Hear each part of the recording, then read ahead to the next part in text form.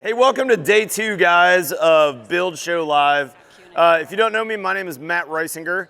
I'm a dorky builder in Austin, Texas, and I make videos and I make houses.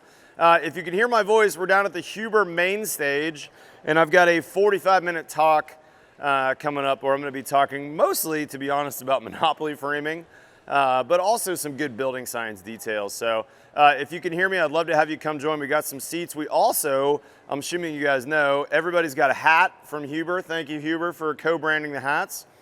We got some brand new Huber multi-purpose tape. It's kind of all the goodness of zip tape, but intended for other purposes, not for sealing the panel joints.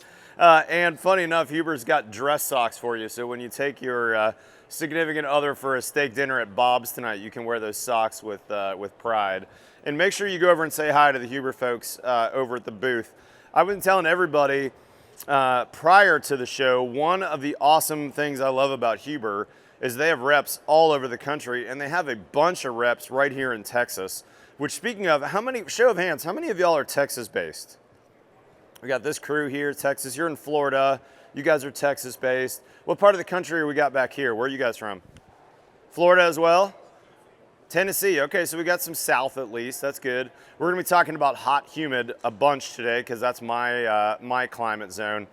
But I want to rewind time a little bit. We're really talking about how we build across America on this, and I'm going to talk a little bit about how we used to build, and then I'm going to fast forward to how we build today and some of my projects in specific. So many of you, I suspect, that are gray-haired like me, grew up watching these guys on TV. In the 80s, this was the build show for me, right? I loved watching on Saturday mornings This Old House. And funny enough, I got to meet Steve Thomas, who was one of the original hosts of the show for a couple seasons at IBS a couple years ago. And I show you this slide because it's funny. When I met him, I was nervous. I think I might have been shaking a little bit. I was like, oh my gosh, you're the guy I watch on TV. And he was a prince. I mean, he was super nice. We talked about what he's doing now. I mean, he gave me 10 minutes of his time. And I think sometimes when I meet guys like you feel the same way about me, but I'm just a normal dude. And so the guy that I saw on TV was absolutely the guy that I met in person. And it was really fun to actually go in one of their jobs, and they were filming one time too. That was kind of a lifetime dream to come true. But if I can rewind time, here's Matt Reisinger in high school, kind of living out my This Old House dreams. If you saw my keynote last year, I went into the full story here. But when I was in high school, I got to work with my church on a missionary kind of project in the inner city of Pittsburgh for homeowners like this. This is a woman I met that we were working on her house. And you can see in that photo, that's me in the white shirt. It's a little hard to tell who I am there, but that's one of the houses we were working on. It was a condemned house that the homeowner was trying to get uncondemned. And here a bunch of dorky high school kids with not much construction background are trying to help them. Now there's the before and after. Not exactly a website worthy before and after, but we did enable that homeowner to live in that house for some period of time, longer than they would have had we not done roof shingles on the wall, which, by the way, is not a best practice in the, don't do that, Larry. It's not an approved Vancouver, BC detail right there. So after that, for a couple years, I kind of actually fell into a construction job. I didn't know that I was going to work construction. I still have that Carhartt jacket, by the way. And that's Matt Reisinger in the 1990s, working as an assistant superintendent. Man, I love that truck. Anyone have any Nissan King cabs back in the day? NATO had one. And I also kept my business card because I was like, man, I made it in life. I have a business card. Like, I was so thrilled to get a business card as assistant superintendent. Actually, this is my production supervisor. This is one roll up. Actually, I take that back. You don't get a card as an assistant. I had to move up to the next role to supervisor to get it. These are the houses I was building at that time. America's finest vinyl boxes with vinyl windows. It's one of the things I love about the build show is these manufacturers that are out here. There's nobody selling vinyl siding. There's nobody selling crappy windows. We get to work with excellent manufacturers. But this was my start in construction, and frankly, I didn't know any better. You saw what I was doing before in Pittsburgh. Those were not great houses. So when I was building for that national production builder, I honestly didn't know any better. I thought I'd made it to the big times building these houses. Now, if you were to deskin that house, this is what you'd find behind the skin. Cardboard sheathing. It was a panelized construction process, so they actually installed the cardboard sheathing at the factory. But don't worry, we did lots of good air sealing details. See that plastic that was at the base of the wall? We'd flap that plastic over the band joist area and staple it down. So when you were done, I mean, with a Christmas gift wrapped box like this with cardboard sheathing, what could go wrong? I mean, I'm sure this was super airtight, right? The good news about cardboard sheathing was if you had an inspector that would come by and needed to see something got covered, well, you just pull out your knife and cut an inspection port, right? In 2 seconds, you can cut a hole in this stuff and, oh, here you go, sir. You can look in here to see the, that I got the right Simpson connector or whatever.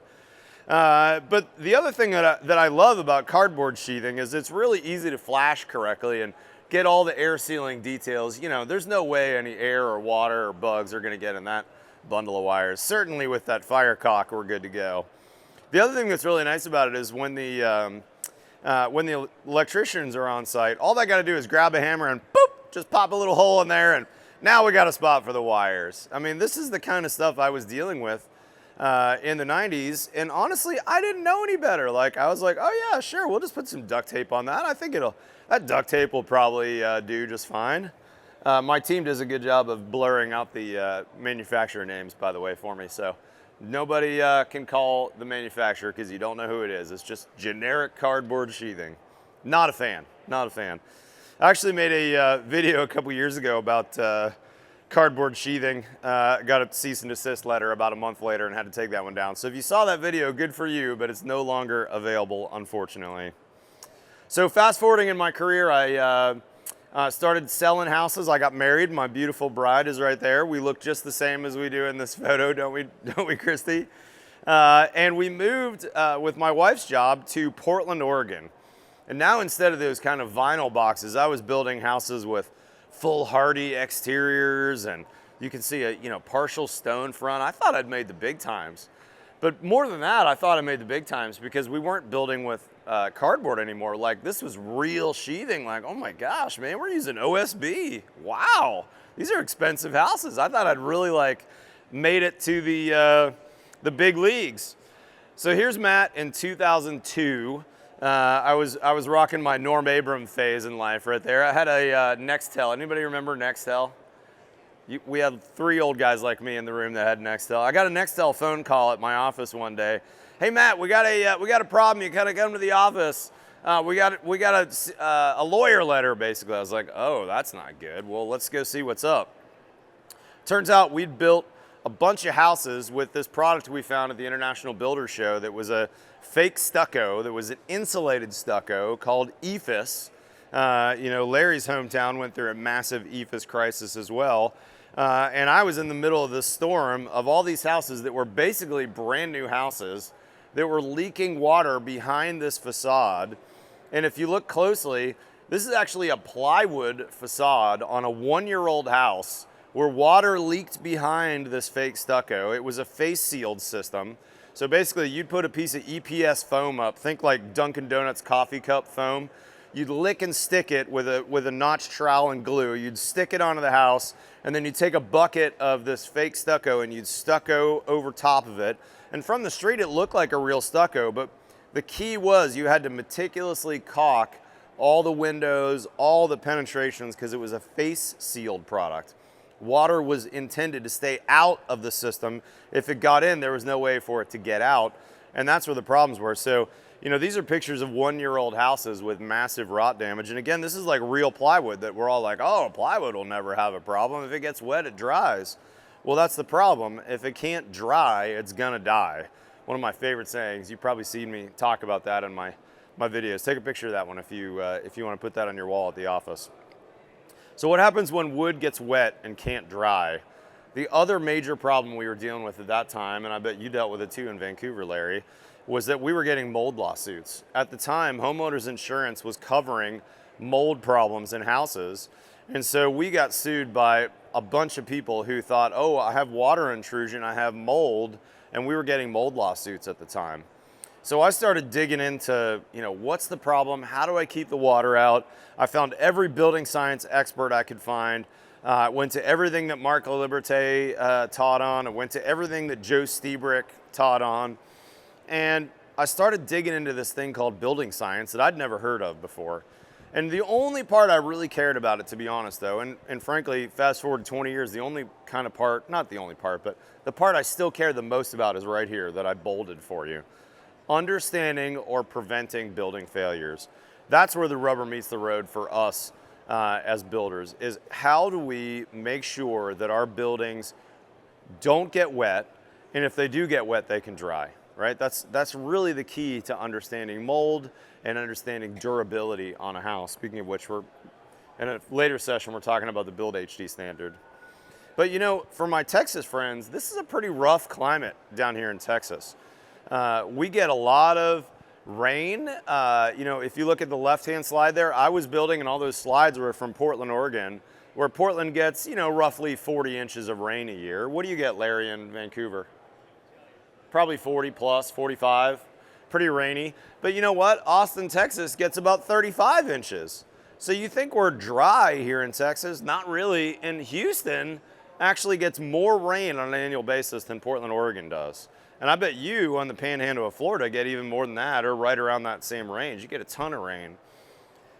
The other thing we deal with a lot in our climate down here, I was in Houston giving a presentation to their HBA a couple weeks ago. And I couldn't believe look at the average humidity in Houston, Texas. The average humidity over the entire year is in the ballpark of 70 to 75% humidity. Why does anyone live there? Like, I don't know, but do I have Houston people here? I hope not, I'm sorry. I'm sorry, I'm not disparaging Houston, but you might consider moving a little bit north. It is really humid there. Get 2 dehumidifiers for every house you build. So then, when we think about moisture, it's not just rainfall, it's moisture in the air. And something that you hear me talking about all the time is air sealing. Like, we need to keep our houses dry, but we also need to keep our houses airtight. And here's why. When we don't keep our houses airtight, we have unintended moisture coming into our houses. If you think about air that's coming in that has humidity on it, especially in Houston, but definitely in Dallas, definitely in Austin, really anywhere in the South, certainly in Florida, when that air leaks in, it has humidity, it has a high moisture content, and our houses, especially in the South, are air conditioned 9 or 10 months of the year. So we really need to do a good job of air sealing. And if we don't, these are the kinds of things I find in remodeling all the time. What you're seeing here is a slab on grade house. This is an exterior wall, and the base of the wall was leaking air. Basically where the bottom plate on the house and the framing met the concrete slab, there was a fair amount of air leakage there. So when we took the base off, look at all the black stuff happening there. We know exactly what that black stuff is. And we find this all the time in remodels on exterior walls in our climate, because air's leaking in. That pathway for the air allows that moisture to accumulate on a cold condensing surface. The dew point on the face of the drywall where the paper is creates a spot for that water to gather. And over time, this is what happens. I could almost go to any Texas house that was built in the last 10 years. And if I take baseboards off, I bet I can find it. And you know what else I can find? I can find ducts in hot, humid attics. This is one of the dumbest things we do as Texans, isn't it? Putting our AC equipment up in the attic. I mean, think about a condensation risk. The air inside those pipes coming out of your air conditioner is about 60 degrees Fahrenheit, let's say, 55 degrees Fahrenheit. The air inside the attic is well over 100 degrees, maybe even 120, 130, 140 degrees. So we've got like an 80-degree delta between inside the pipe where the AC is running and the outside of the pipe. Do you really think that R6 or R8 insulation on those ducts, and think about all the connections, there's plenty of spaces where we have low amounts of insulation, and this is what we find in ductwork all over Texas. This is from my buddy IAQ Texas. Sean Harris is his name. He's basically an IAQ specialist. And if you follow his Instagram feed, every day he's out on jobs in Texas for people that are like, hey, I have this issue with my sinuses that never goes away, or I have kids that have asthma or whatever, and he goes in and does like a full inspection, and this is the kind of junk he's finding in their ductwork, and mostly their ductwork that's in the attics. We've got to stop doing this. So I learned this fairly early on, and in my first houses in Austin, I started saying, okay, if we spray foam to the roof line, that's an easy way of getting our ductwork into the conditioned space. And to this day, that still is an easy way of doing that. And now that silver ductwork you're seeing is basically going through the same air-conditioned, dehumidified space, temperature-wise, humidity-wise, as you and I are in this room, right? Because the spray foam's at the roof line. Remember, this is slab on grade for some of my northern builders, and that's why I included that photo there. There's no basements to put mechanicals. The reason why we don't have basements, in case you're not from Texas, we're mostly rock here. We also don't really have a frost line, if you can believe it. So we don't have to excavate for a basement. We're not worried about that. We can dig 16 inches in, put a beam, do a slab on grade. Everything's above grade. So those first houses I did in Texas 20 years ago with a full spray foamed exterior, I expected them to be really, really good from an air sealing perspective. I started doing blower door tests, and to be honest, over the years, I was fairly disappointed with my numbers. You know, I'm seeing guys like Jake Bruton doing blower door scores at this time, 10, 15 years ago, below 1 ACH 50 on a pretty regular basis. And most of my houses are between, let's say, 2 and 3 ACH 50. Now, that's not bad, don't get me wrong, that's a good score. In fact, most people around here have actually a 5 ACH 50 to meet for code, which is pretty dang bad. Larry can't believe that, but it's true. And most northern people have a 3 ACH 50 for code, but I'm telling you that those are still pretty leaky houses. That's not great. If you bought a brand new Kia at the Kia store and you went home and you realized on the way home that the rear window wouldn't go up and it was still open by a ½ inch everywhere you drove, would you take that Kia back to the dealer and say, hey, fix my window won't go up? When I drive down the highway, I can't talk to my wife very easily. My air conditioner can't keep up when I'm driving because this hot air is coming in, my window won't go up, right? But in houses, we're like, oh, good job, you met code on your blower door. Well, congratulations, you built a not very good house, but you met code, right? So for years, for many years, from like 2005, 6 through almost 2013, 14, I was like, well, we got to do a better job of polyseal. Texas builders call this polyseal. We got to caulk everything on the inside. We got to just dial it down. We got to put the drywall in, use gaskets, do all this air sealing in the inside. So there's Mike Walsh, my ace painter, who was like, you want me to do what, Matt? I'm a painter. I was like, I know, you're great with a caulk gun. Here you go, dude. Let's dial this thing down. I gave him like 3 sausage packs of some sealant I was using. I don't even know what that was. And was like, Mike, I want everything that's wood to wood or wood to concrete to be absolutely caulked. And so he went through and did it for me. And that house was like a 1.3 or a 1.4. I was like, doggone it. And what you can't see is this is a flash and bat house too. So this has an inch of closed cell and then damp blown cellulose on the outside walls. And then Mike goes around and does this like meticulous caulking job everywhere. And I didn't even get below 1 ACH 50. I'm like, what is going on? Doggone it. I got to check with the experts. I got to see what's happening. I'm like going to summer camp. I'm talking to Joe Stiebrick. This is around the time I start reading articles from Jake Bruton and Steve Basic. And I'm seeing these products being used that I'd never used before. I'm still kind of just generally using OSB and house wrap. And Joe writes this article, I don't know, maybe 15, 20 years ago now, called The Perfect Wall. And I heard him present on it many times. If you haven't read this, take a picture of this and Google this and find this article. It's like 3 pages. It's not super long. It's not flowery, but you need to read it 50 times before you totally incorporate all the principles. And I'm going to show you where I landed after reading this and thinking about it for 5 years.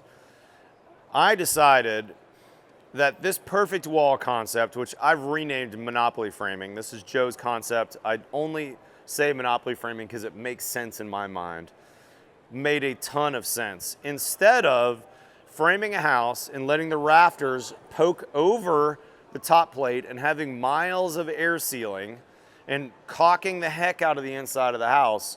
The whole concept is, let's build a house that's that iconic Monopoly shape, not the new plastic Monopoly pieces, the old wooden pieces that have no overhangs in this shape. Because now, whatever I'm gonna do for the outside of the house, for my water and my air barrier, I can do it continuously from the foundation to the ridge and all the way back down with 0 breaks. Now, I don't need spray foam. I don't need Mike to come in with 4 miles of caulking on the inside. I've done all my waterproofing and all my air barrier at the same time on the outside of the building. This is crazy, but it took me years to realize how awesome this is. As a side note, Extreme Panel that's over here, everything they do kind of automatically has Monopoly framing, because if you look at this house that's behind us, look at the gable that's cut right there on that house, and then they drop that big insulated panel on top. You don't have a bunch of rafters poking through, you just need 1 bead of sealant right there, and boom, we've got Monopoly framing with Extreme Panel. But let's go back to traditional framing. This is the first time I did it. This is around 2014 maybe, 2015. It's a full peel and stick on the outside of the house. This is a Bomber commercial grade product. It's not Polyguard, but it's basically a Polyguard type product. And the other thing we did was we wanted to add some overhangs later, but we wanted the continuous water and air barrier. We also wanted the insulation to run continuous on the outside of the house. So we added some metal shear tabs, and that's what you're seeing in that photo. Hopefully you can see it on the left-hand side. And then on the right-hand side, you're seeing shear tabs that the insulation and the rain screen go beyond the shear tabs, and then we welded a U-channel onto that to get a pretty modern porch design. This is not a traditional looking house. Here's the finished product. So see those 2 porches, the porch on the left, which is kind of like a owner's suite porch, and the porch on the right, which is the front door and then kind of the deck off the kitchen. Those now have insulation and rain screen and air barrier continuous behind them, and then they're bolted on later. So this is kind of a cool architect-y way to do it, but this is certainly not a very traditional house. This is a pretty modern house. But what this allowed us to do was eliminate any inside insulation. This house has 100% outsolation, exterior insulation, so I could actually eliminate the inside insulation. Now this is in the code today. If you look at the 2024 IRC, there's a bunch of 0+ numbers on there, and that 0 means if I don't put anything in the cavity, here's what I need on the outside of the house. So like, were any of you on the VIP tour this week? A couple of you were. If you weren't, go back and watch the videos. By the way, anyone watching this video later, everything from the show is being recorded. We have all these awesome guys back here with sliders and very expensive cameras to record this so that you can see it later. So if you're at this presentation and want to show this to your friends later, have them watch this video.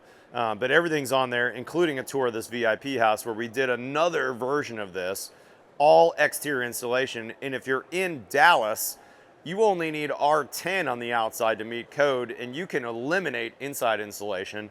And on your roof deck, if you have outsolation, you can do R25 and nothing on the inside. Now I would tell you those numbers are a little low, but back at this house time, I did R13 on the walls, so I was ahead of my time a little bit. This house would still meet code today, and I think I had around R26 in the roof, 28 in the roof, something like that. So I was even meeting code today on a house I built 10 years ago.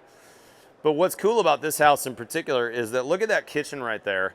You see some bare studs and then some walls that we kind of put some 1x material on. After this homeowner, the original homeowner, sold the house, he sold it to somebody that had a little more means than he did. You'd be shocked if I told you how much we built that for. It was quite low. So that's a crappy IKEA kitchen, which I never liked IKEA, but I was like, hey, if his IKEA kitchen allows him to build a great house, I'm down, let's do it. So funny enough, that IKEA kitchen got ripped out at about year 4 or 5 when he sold the house to somebody else and had to move with his job. The new owner is like, oh, this IKEA sucks, I'm getting rid of this. and she bought like some European, I forget what it was, some German brand, Pogenpol or something like that. And I talked to the remodeling contractor. He said, dude, that's the best kitchen remodel I've ever done in my whole life. I ripped that kitchen out before lunch. I had most of the kitchen reinstalled by dinner time, and the next day my painter came and touched up. I did a 2-day kitchen remodel on that house. That's the most money I've ever made in my whole life on a remodel. I crushed it. Thank you for building a house like that. He was like, I'd never seen a house that didn't have drywall or backsplashes or any of that stuff. He loved it. And I was like, yes, the concept worked. Here's my humble brag. We actually got on the cover of Fine Home Building as House of the Year for that house. But that's what made me realize, hey, you know what? Forget this whole interior air sealing thing. It takes forever to track down miles of leaks. Let's focus on air sealing on the outside.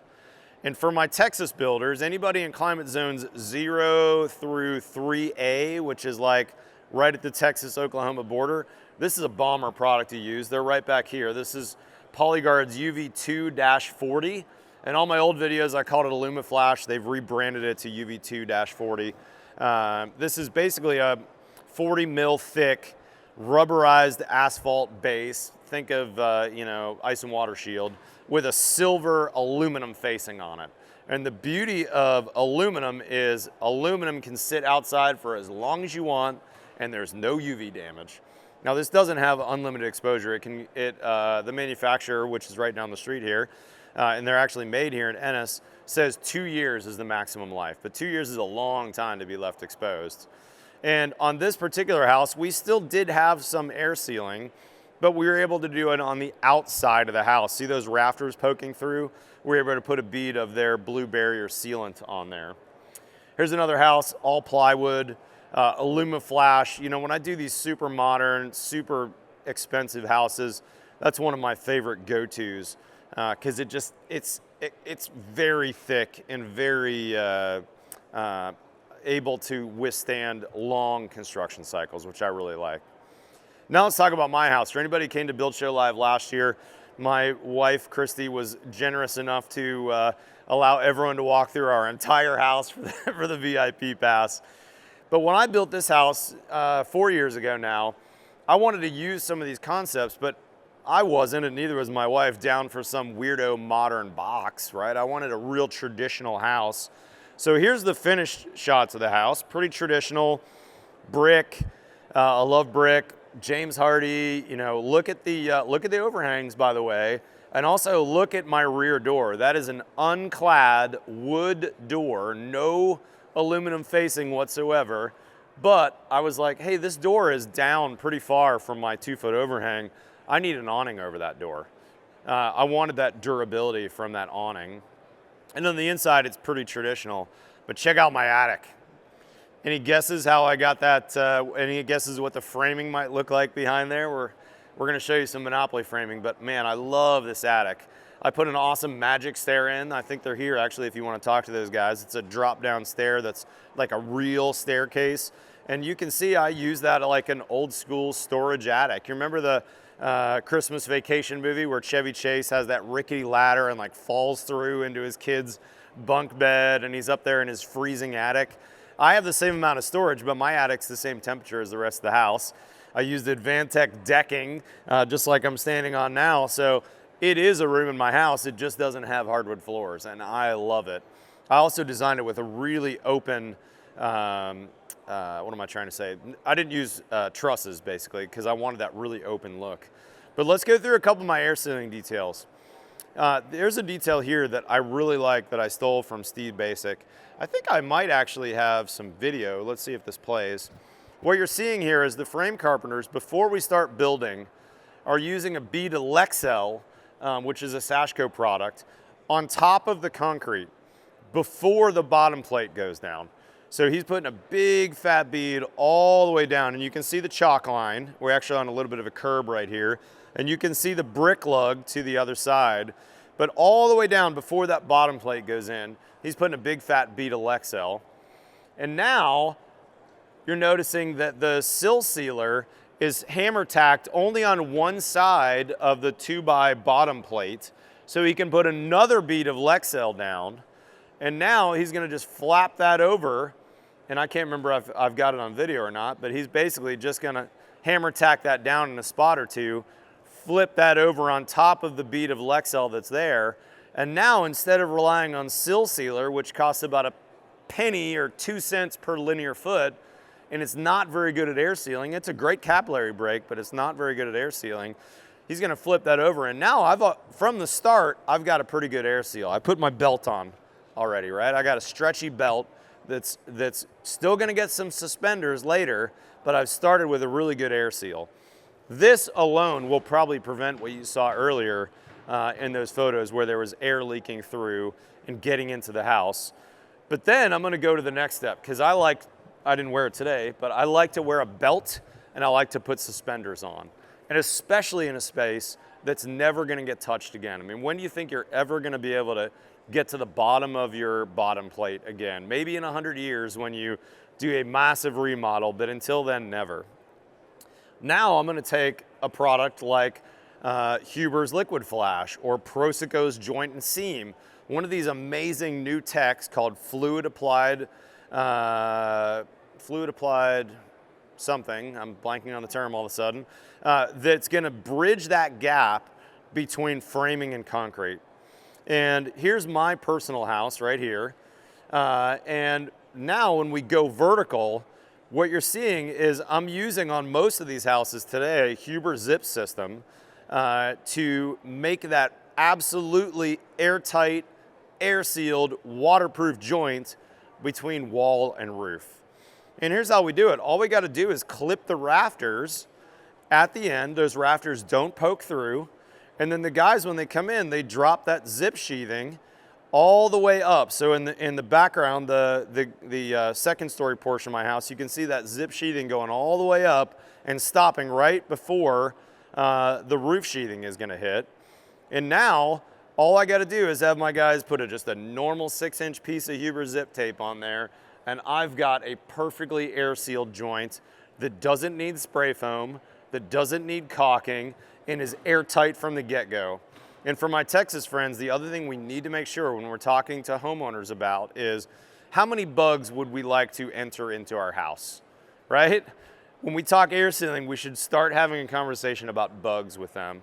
If you ask my wife how many bugs we had at our old house, we had like a monthly extermination because she hates cockroaches, not that I like them either, but we wanted to always make sure that those dang cockroaches didn't get in, and they always found a way in. Even if you're spraying your house on a monthly basis, they're gonna find a way in.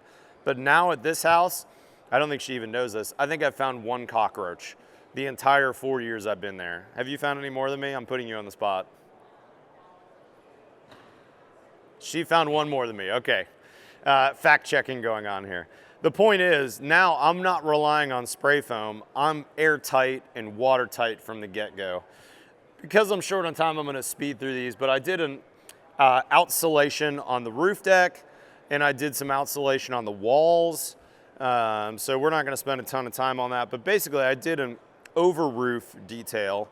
And I love this detail, but the one thing I didn't love about it, it wasn't a vented over roof. This was an over roof where I basically made an extreme panel SIPs by making my own on top of my existing house. I did a couple layers of Atlas polyiso, Atlas is here. Then I did another layer of zip system sheathing, and you can see I added structural rafters on top of my zip system. So when I was all done, this is what the house looked like. And it actually has a pretty traditional look now, but underneath all that is Monopoly framing. Now, another house that I just completed and I did a big series on with our friends at BFS back there. In fact, Terry waved at us back there.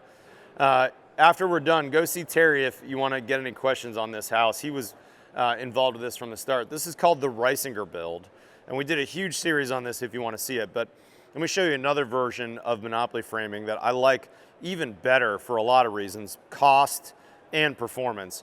This one, you're gonna notice we did just the same Monopoly framing, right? So the walls actually touch the roof.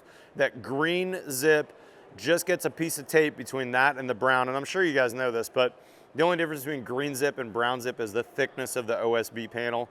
So my engineer spec'd a slightly thicker, stronger roof panel. That's the only difference. And now we can add that exterior insulation on the rooftop. So this is a insulated, vented over roof. So we got 2 layers of Atlas polyiso on the roof. This happens to be their fiberglass face product, which you want to use on the roof because it's not slippery. When you walk on it on a pitch, you're not going to slide off like you would if it was a aluminum face. We did 2 layers of that. So this was like R26 or R30. I can't remember on the roof deck. Ask Atlas when we're done. Here's the detail though that I did differently that I really like. On top of that roof, we did just a standard 2x4 screwed down into the truss system. By the way, ask Terry about the attic trusses we did because they were very affordable and very, very fast. We also ready framed the house, and I no lie, we framed this at least twice as fast than had we stick framed it. And Terry, the handsome gentleman in the back, is the head guy at Ready Frame, so he'll tell you all about that. But once we got those 2x4s down, that allowed us to do a ventilated over roof, meaning the final layer of zip system sheathing that goes on there is going to have an 1.5 inch air gap underneath. And then here's how we formed the overhangs. All we had to do was just nail on a ledger board, just a 2x4 ledger board. We put a string line on the front of all those 2x that were put on the flat, cut those all plumb, and then just put a sub-fascia, sub-soffit, I should say, framing in, and boom, now we've got a whole vented over roof. Now we did vented hardy, and we did a ridge vent, and here you can see the guys putting the last sheet of Huber zip on the top, and it's a little hard to tell from the back, but what you're seeing is the ridge is open on here too.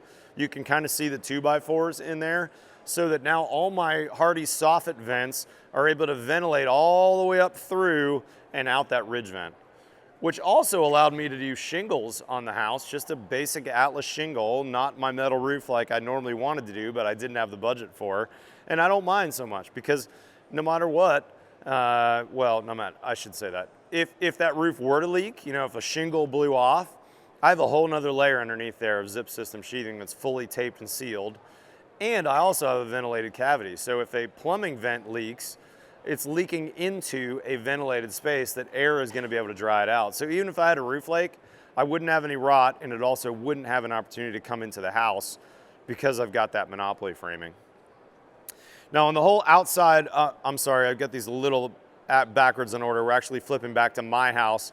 On my house, I did exterior insulation outboard of the zip. On this house, do I have any photos of it? Sorry, let me go back. We decided to do the time saver and do Zip R. So that's Zip R6 there, which if you're not familiar, go talk to Huber. That's an inch of polyiso bonded to zip system. So when the framers nail their sheathing off around, I've got a full thermal break of R6 on the whole outside of the house. And now I didn't do exterior insulation. Of course, exterior insulation is awesome, but Zip R6 is a real time and budget saver. So we did Zip R6 on the walls, and then we did a couple inches of Atlas polyiso on the roof. Now on my house though, I only had 2x4 walls. I didn't frame it with 2x6s. So with that 2x4 wall and rock wool on the inside, I really wanted that thick blanket of exterior insulation. So I nailed the zip. This is just standard 7/16 zip. And then I added a foil-faced polyiso product from Atlas on the top. And you're gonna notice my framers even, this is not necessary per se, but they even beveled the outside of the wall at polyiso to meet the roof. I was like, man, you guys are such good craftsmen. I gotta get a photo of that. I didn't even ask them to do that. They're like, oh yeah, of course you want that foam to touch. That was pretty cool. But remember the first house I showed you that had the shear tabs and the metal kind of wonky modern porch? That's not my aesthetic. I wanted a porch that was a more traditional porch. I used a bunch of Delta Millworks wood on the inside. I wanted it to feel like a more traditional house. And if you saw the first photos of the house, when we Monopoly framed it, the porch is not on. So how do you add a structural porch? The idea is all the zip is on and fully taped. And then notice where on this photo, hopefully you can see it, notice where the white foam is. The foam went on first, and then we took our LVLs and screwed with a Simpson SDS screw through that LVL into the framing beyond. So now I'm totally waterproof, I'm totally airtight, I'm also 100% fully insulated, and then my porch is bolted on. So there's nothing structurally, when it comes to wood that is, going into the house. Everything's just bolted on as if I built a deck on the house, right? We bolt decks on all the time and don't think about having to joist, cantilever joists out of the house. This is the same concept. And manufacturers like Simpson have amazing products these days that allow this. And these are not cheap, don't get me wrong. This is not an inexpensive product, but the holdout on these is ridiculously strong. So you don't need a million screws. This isn't like putting drywall screws in. This is equivalent to a lag bolt. So now there's my finished framed porch, and all that is exterior of my Monopoly framing. The zip's totally covered now because I've got my exterior insulation. It's a really cool way to go. All right, let's spend a couple minutes on details and then we'll wrap this up. The thing that I really like about zip system sheathing is that green facer, which is bonded to the structure, bonded to the OSB, allows us to do all kinds of things when it comes to air sealing and waterproofing. And it actually makes the perfect substrate for fluid applied products. This red one happens to be Proseco's Fast Flash, but you could also use Huber's Liquid Flash, which is gray. You could use Polyguard's Blue Barrier. There's lots of products that stick perfectly to that green facer. And where I penetrated the house, I took this this kind of colloquial phrase from Jake Bruton. Every time you penetrate, we want one thing for one hole. So that's why you're seeing multiple wires penetrating here in various places rather than one 3-inch hole saw and then a bunch of wires coming through, because it allowed me to air seal perfectly for each one of those penetrations. So where the HVAC line sets come through, you see they're separated. It's because we had one hole for the suction line and one hole for the whatever the other line's called, and then one hole for the wire, the communication wire, and one hole for the condensate line. I also did some air sealing on the inside as a belt and suspenders, but now look at the house pre-siding. I've got my rain screen battens on, so now when my Hardy goes on, it's going to be on a ventilated cavity space because Austin gets 40 inches of annual rain, so any water that gets behind there, it'll harmlessly fall out, and when the sun comes out, it'll totally drain and dry back there, which is a really big deal. I also brought my ventilation space into the soffit spaces because remember, my house doesn't have a vented over roof. I did that on the other house, but this one didn't. So I wanted to ventilate that cavity. That's a mistake I see a lot of Texas builders doing, is building porches without a ventilation space in the porch or the soffit area. And then my team just did, this is Madeira framing that I use in Austin. They're just absolute craftsmen. This is during COVID, that's why we all have our dumb masks on, which was really important when you're working outside by yourself. And there you go, there's the finished product. It was a really fun build. We did full interior insulation. Oh yeah, I want to make one more mention of an air sealing detail. I had one thing in this house that I kind of had to work with because it was it started out as kind of a remodel and I had a really tight lot. It's much better on the second project that I did to have a garage with no living space above because it's hard to air seal between garages and living spaces. So here's what I did in my house. Notice how the I-joists are running from the garage past that green zip sheathing. I had a connection through there structurally that I had to figure out, how do I air seal above to my boys' bedroom above? And also, how do I air seal that joist, that band joist area? This was less than ideal for me. First off, I sheathed it in zip system sheathing. So if you look at my garage back here, I guess you can't see it super well, but if you were to pan to the right of this photo, the entire walls separating the house to the garage are sheathed with zip system and taped. That's a great practice. A lot of builders are like, oh, I'll just hang the drywall and have the spray foam guy spray foam the back side of that. That doesn't work very well. You want to put zip up, you want to tape it, and let the air sealing be done at the front of the green sheathing. That's a much better way. But where I couldn't put the zip up, right, because I had a structural connection from inside to out, what I did was I had the framers put OSB, or maybe that's zip backwards, I'm not sure, it probably was offcuts, to block off those I-joist spaces. And then I had all the trades do the same detail. Anytime you penetrate the outside of the house, one hole for one thing. So there's like 4 or 5 holes, 4 or 5 wires, one small hole, one small pipe, so that I could come back later with a froth pack. You guys know what a froth pack is? It's a 2-tank closed cell foam that you can do yourself. They sell it at Lowe's and Home Depot, all the kind of home centers. They're not cheap, they're like $250, but it's a small tank and a small tank. And now on the job, I can spray closed cell, and 1 tank is enough to do what you see here. That's all we used was 1 tank. So now I could come in just with a little bit of closed cell and do some air sealing where it made sense. And I had a little bit left over, so you're seeing on the ceiling, I also spray foamed the Advantech seams just to do some extra air sealing. But the biggest thing I wanted to accomplish there was air sealing between the house and the garage in that spot where I couldn't get that zip system sheathing. And then we put in some great mechanicals. This isn't a fresh air seminar, but I can tell you my fresh air has been amazing at my house. I didn't quite, in full disclosure, I didn't quite get to passive valve standards on my blower door score. I had 1 or 2 backdraft dampers that I needed to tweak. I think my final blower door score is like 0.65 or something like that. I was very happy with that. If you get below 1, you should absolutely celebrate and take your family out to a steak dinner. It's really hard to get below 1, and it's only been the last couple years that I've been able to do that with all the research I've been doing. But every Monopoly framed house I've done, all has been below 1, no problem. In fact, this is the attic at the Reisinger build house, and it's a little hard to tell here, but this is a storage truss job with BFS trusses. This one that has zip R on the outside and the vented over roof, prior to mechanicals being installed, I think we blew a 0.40 ACH50. So final blower door score on that one was like 0.55 or 0.50, something like that. It was really, really tight. Anyways, guys, I really appreciate your support. I'm sure you guys realize, but the full video on that job that I was talking about with Terry, the Reisinger build, the Monopoly framing, how we did all that air sealing, this is like 20 hours of video. It's a ton of video, but all of the nerdy details are in there if you want to go back and watch it. Let's end with this right here. Old quote from my buddy Steve Basic. It's not that high performance houses cost too much.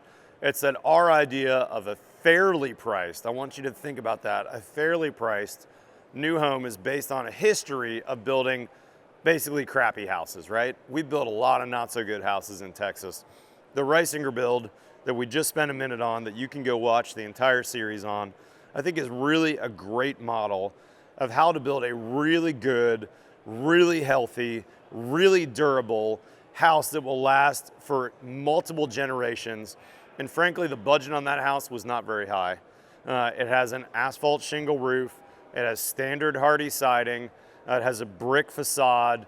It fits in the neighborhood. It's only about 3,000 square feet, so we're really cautious about the size. And I'm really proud of that. So I think that if we really think about it, we can build fabulous houses that are going to meet the needs of our customers and are frankly going to be around for our grandchildren to remodel the kitchen and thank me, just like that remodeling contractor did, for building a great house that had no problems, and all he did to do was pop the boxes out and put a new kitchen in, and now the house has a whole new life and a whole new look. I want to say a huge thanks to all the build experts that are here on stage, losing their voices like me over the last couple days. I think we're even missing a couple here. We've added Jordan Smith, we've added Mike Connolly, which is Greenside Design Build. We also have a bunch of our brand new build pros in the house as well today. The only one who couldn't make it was Matt Farrell. And I also am realizing that I'm missing Jared Kaufman on this slide from Kaufman Construction, who we just added. So the build show, man, we've got some great stuff going on. I'm really proud of what we've accomplished. I'm really thankful that you guys were here for our second annual build show live. And I want to leave you with one encouragement. If you don't know it already and you want to get your crew trained, your people who couldn't make it to this show, go check our Build Science series out. You can see it's super easy to access on your phone, on your computer. This is a series of videos that Steve Basic and I did called Build Science 101, and now we have 201 and 301, and 401 will be out before Christmas this year. Each series is about 10 to 12 videos, 25 minutes each, really teaching you the basics of building science. And 101 is really intended that even a high school age person can learn the tenets of building science and work their way up. So as a quick, for example, Stephanie Daly, who's on the Build Show, she has 4 or 5 in-house carpenters. She told them, hey, for each series you watch and you get your certificate, there's a quiz you can take at the end, and you can actually get a printed certificate at the end of that series. She gave them a $100 bill for each certificate they got. So they made $300 for watching 101, 201, 301 on their own time, out of hours. And now she's got carpenters in the job that have a really good basic understanding of building science. So when she says, hey, this air sealing detail is really important, they don't say, well, houses need to breathe, don't they? Right? We still deal with this all the time. Now she's got people on the job who get it, who go, hey, when houses breathe, when houses have airflow through them, bad things happen. We get deposits of condensation, we get mold growth. No, we need to build really airtight houses. And now the hands on the ground, the boots on the ground folks really have a good basic understanding of building science. Now, of course, we've got 4,000 other videos for you guys to watch when it comes to building science, but I really appreciate you guys coming. I'll be hanging out for a couple minutes before I got to go to my next talk. We're talking about the Build HD standard next, but make sure you guys spend some time with these awesome manufacturers. And like I encouraged you at the beginning, make sure you get their card, especially the tech person or maybe the head of sales, so you can find out where could I actually buy Scudo board, or who should I talk to if I'm interested in doing extreme panel, or who's my local rep with Huber. There's great people here. Almost all of them are companies that have been on the Build Show in the past too, which is really fun. So we have some really good high performance products and a lot of knowledgeable people that would love to spend some time with you. Thanks everybody, have a great show. We'll see y'all later.